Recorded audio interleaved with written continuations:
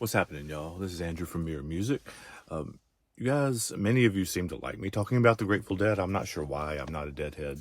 I don't know very much about it, but I'm happy to keep doing that.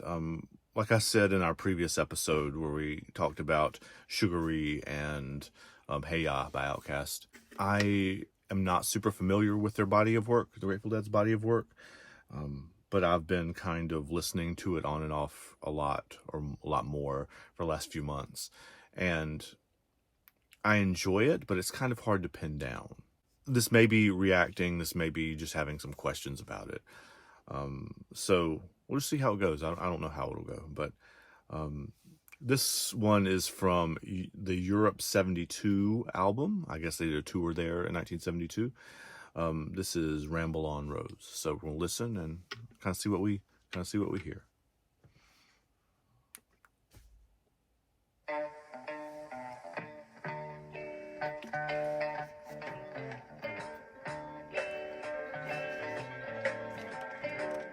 The chords are changing in the background, but the guitar lead's playing just one note. And that's one of the things that people always kind of shit on the Grateful Dead about, is that their music's kind of simple, I guess. There's nothing transcendent about it. And maybe it's like a live experience, right? It's something that doesn't come through as well on recordings as it does in the live while you're surrounded by people who are also into this music. Yeah, anyway.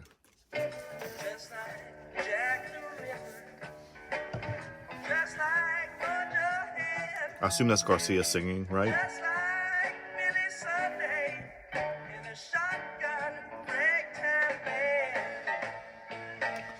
Didn't he say ragtime band right there?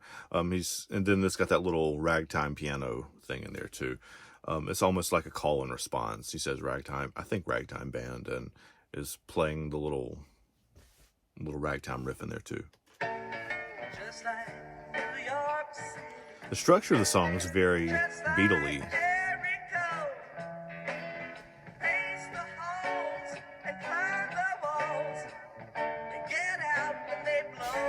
Now, I dig that lyric. This is just like New York City, just like Jericho, and I can't remember the middle part, but get out before they blow. Like the walls coming down in Jericho is that reference, obviously. But yeah, I do like that. I said in this previous video too that I was not a huge fan of the Grateful Dead's lyrics, but maybe I just haven't listened close enough yet. There's that ragtime piano.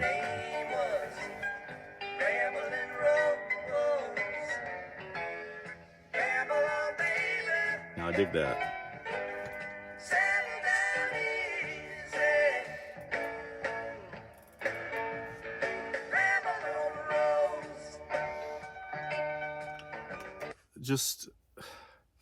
There are, I don't know, in some ways, I understand the Grateful Dead as kind of like the center point American band. Maybe not the greatest. We had this, again, conversation in the previous episode too, but the one around which all the others revolve. And in many ways, it seems like they're taking pieces from lots of different things and kind of putting them together in their own kind of amalgamation of music. The title, even the title Ramble on Rose, even hints at Led Zeppelin's Ramble On, which is much heavier, obviously, than this song, and the Allman Brothers' Ramblin' Man. So you have those, even, and the song doesn't really super sound like either one of those songs. They're both of the ones I just cited are much heavier, but it's just interesting to see where the Dead are situating themselves in like American musical history. And the ragtime piano too, right?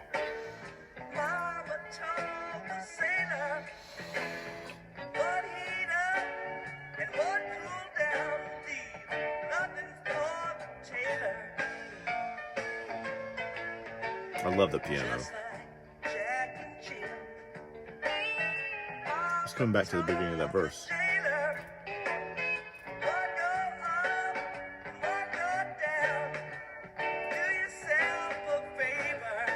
I don't understand that verse at all. Somebody's gonna have to explain that to me.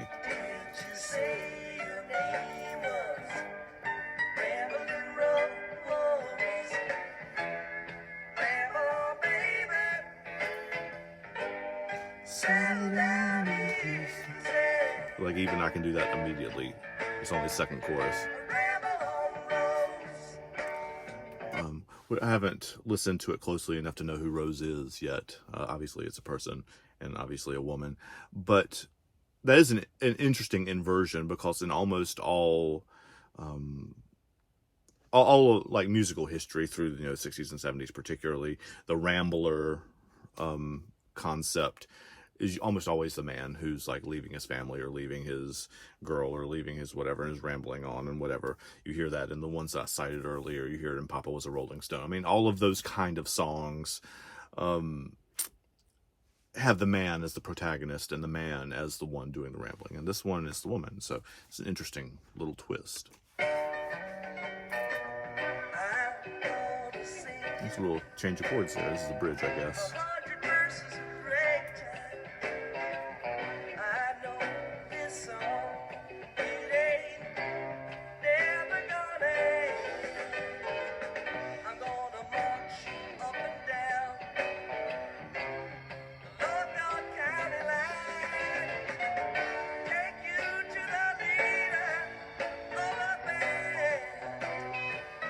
That chord progression's an Elton John sounding thing right there.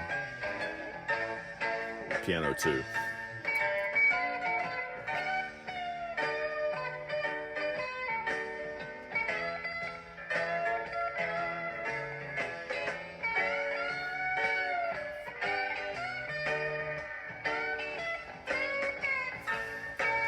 And that's the thing that you see in the Beatles songs a lot, but you're seeing it here too, where the lead guitarist solo is just playing the melody of the hook to kind of echo it.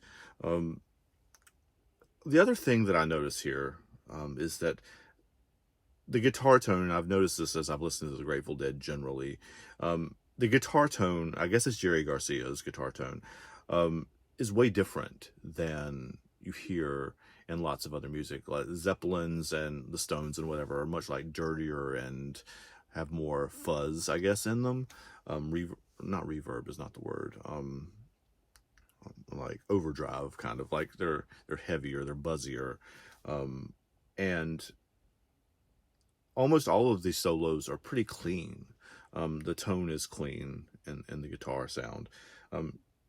You can probably talk to me in the comments about that too, and tell me a little bit more about that. Is that like an always Grateful Dead thing, or is it just in the ones that I've been experiencing so far?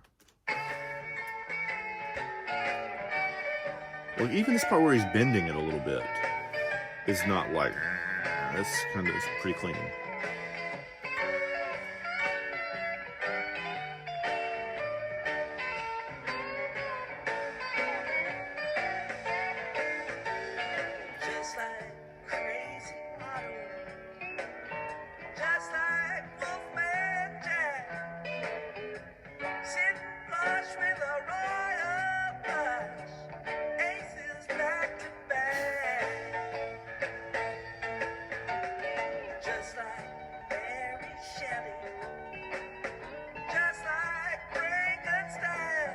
We're shouting out Mary Shelley and Frankenstein too, and I appreciate that as an English teacher.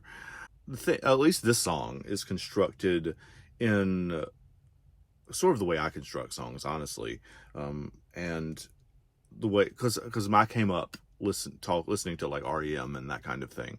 So I mean, REM and the Grateful Dead are very different kinds of bands, obviously, but they are both seemingly like not a hodgepodge of imagery that are unrelated, but you're just image, and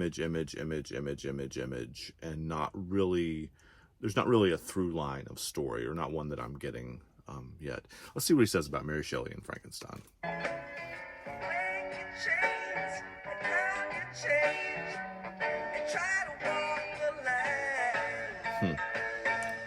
break the chains and make the change, and like money change, and try to walk the line.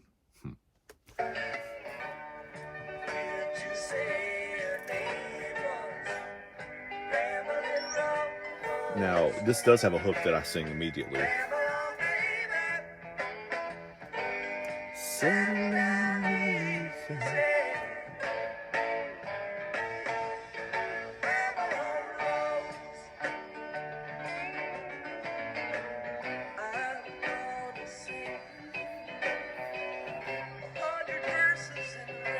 It's almost like a second bridge now.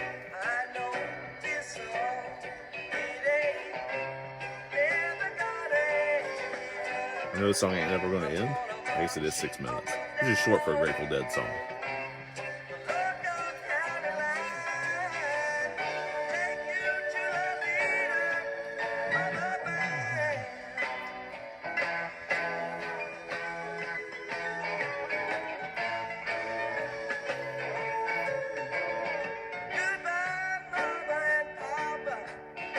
He switched it now, because he's saying hello in most of the song, and now he's saying goodbye. So I guess we are coming to the end now.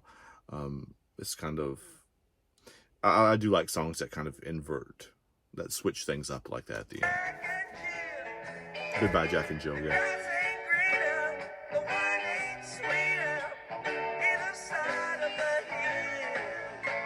Oh, I dig that idea though. The wine ain't sweeter either side of the hill. Like, just because you crested the hill, just because you did something harder, just because it's a version of the grass isn't always greener on the other side, right?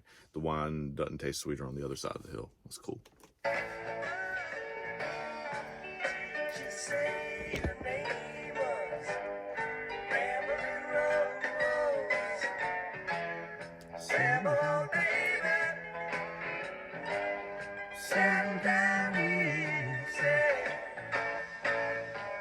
Now, I know what people are talking about Grateful Dead not having sing-along songs. This one is, for sure.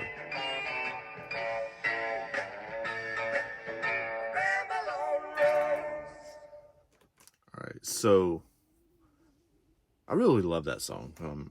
I picked this one to start with because I'd heard it a few times and I really enjoy it, and it sticks in my head. And I love the ragtime piano. I love the ragtime piano, for those of you who don't know, is, think of the kind of piano, it's not really the same exactly, but where they're almost going back and forth like this, right? And I can't do it with my like vocal chops, but think about the kind of piano like in old Western movies or Bugs Bunny cartoons or crap, like where they're doing Yosemite Sam and that piano is playing as they walk in. That's ragtime piano. And so there's that kind of underlying all of this. So it gives it a Western-ish feel, I guess. Isn't, you guys help me out with this, isn't ragtime New Orleanian? Like, isn't it a New Orleans thing? Another one of the many things that come from that city. Help me out with that. But one of the things that I'm growing to appreciate about the Grateful Dead is how they combine things and how they put things together. I read an article on the Ringer yesterday. I'll link it in the description down below. That talks about how the Dead take songs and don't think of them as finished products that you play like this and this and this and this and this, but as living things that are ephemeral in some ways, meaning that they live in the moment they're being played, and the way they're being played, and then they don't exist like that again anymore. Maybe that's some hippie shit, I don't know, but that's what the article was arguing, and I kind of like that idea, that the songs can be different things, different nights. So those of you who are Deadheads especially, tell me how you think I did. What am I missing? Are there better versions of the song that I need to go listen to? So thanks for your ears. I appreciate y'all. See you next time. Take care.